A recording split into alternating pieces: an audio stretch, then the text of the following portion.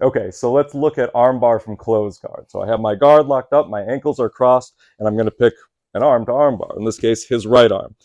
I want to get his arm across my midline, and there's a variety of ways to do that. That's a little outside of the scope of this basic how to do the armbar, but essentially I want this midline here on my body, I want his elbow close to that and his hand across it.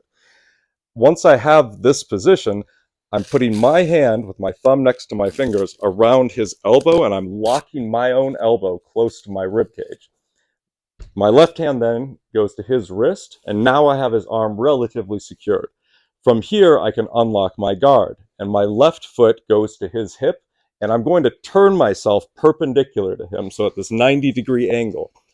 And part of what how I achieve that is I want this leg to slide up into his armpit. If I leave it down here, I'll end up fighting myself and I get stuck. So my left foot to his hip, my right leg slides up into his armpit, and now I have his arm relatively secure. I want his thumbs pointed towards the ceiling, giving me a thumbs up, and I also want this leg close to his shoulder. Now that I have this position, I can push against his face and slide this leg over the top of his neck, and I'm pulling down here.